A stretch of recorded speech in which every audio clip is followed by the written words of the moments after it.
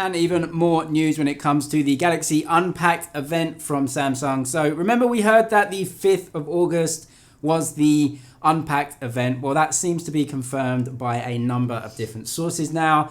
But we also heard that maybe the 20th of August was the actual sales date for all of the phones launched at the Unpacked event. Well, anyway, now Mark Gurman from Bloomberg is questioning that the 20th is going to be the launch date. He seems to think it's the 21st of August.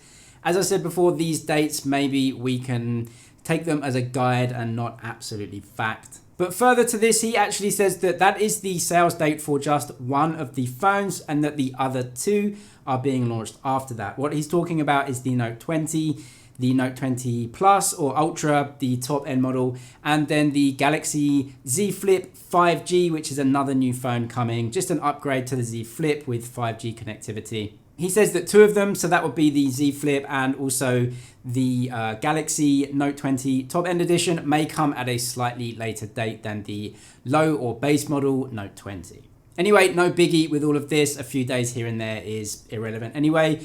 But obviously something that is coming later as well is the Galaxy Fold 2. Should be launched on the 5th along with those phones, but coming at a later date. I can understand that the Note 20 Ultra, I'm just going to call it the Ultra for now, is coming at a slightly later date than the Note 20 because it does have some new technologies in there. One of the technologies I'm looking forward to most is this LTPO backplane screen technology, which enables variable refresh rate, so you can go all the way down to 1 Hz, all the way up to 120 Hz. And that's going to enable some really good always on displays, so it can go down to 1 Hz and just give you an always on display that literally takes virtually no battery whatsoever. Unfortunately, this type of screen technology isn't going to be coming on the Galaxy Fold 2. According to what we know, this will be keeping with LTPS screen backplane technology, the same as is found in the base model of the Note 20 series.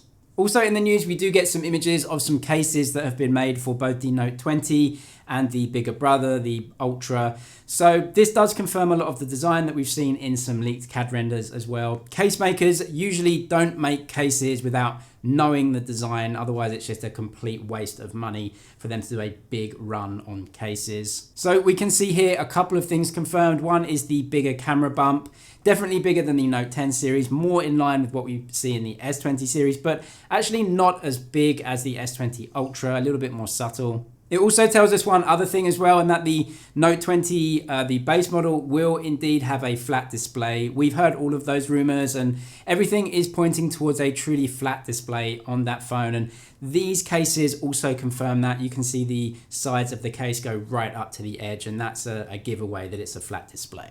We also get the Galaxy Tab S7 leaked today, and we can see all of the design of the device. So it will apparently, according to leaks anyway, come with a Snapdragon 865, be a little bit bigger than the previous generation, and come with a 7,760 mAh battery. So big battery, big screen. It looks like the bezels are pretty big on this one, but I guess they had to fit that camera in and wanted to make it look slightly more symmetrical overall. Also in Samsung news, we have some well-renowned leakers discussing the possibility of this Galaxy Fold Lite, as it may be called, this cheaper version of the Galaxy Fold that may be coming towards the end of the year, and also an S20 Lite, or actually now we know it may be called the S20 FE, the S20 Fan Edition. So firstly, in relation to the cheaper Galaxy Fold, according to Ross Young, today and also previously may be coming at around $1,100. This should be the original Galaxy Fold with some slight changes and a cheaper price tag. But also more interesting is this S20 Lite or S20 Fan Edition that is now looking pretty nailed on to be coming. According to Max Weinbach, coming in early next year, maybe at CES. This may have been the phone that Samsung were hoping to put some BOE screens into. As we know, they did go to Chinese screen maker BOE and tested out some 90Hz OLED displays from them. Those screens didn't pass Samsung's tests for quality though, and so they ditched them. So that's pretty good news, because if you're looking maybe towards the end of the year, the start of next year, to buy a S20 Lite, then it will probably have a Samsung display, and well, that's only a good thing. So we'll keep our eyes out for the S20 Fan Edition, S20 Lite, I guess the name may change, and a lot more Samsung news in the coming weeks as we get close to the Note 20 launch. But that is it for your tech news today. Subscribe if you liked it. Thank you for watching, and I'll see you in the next one.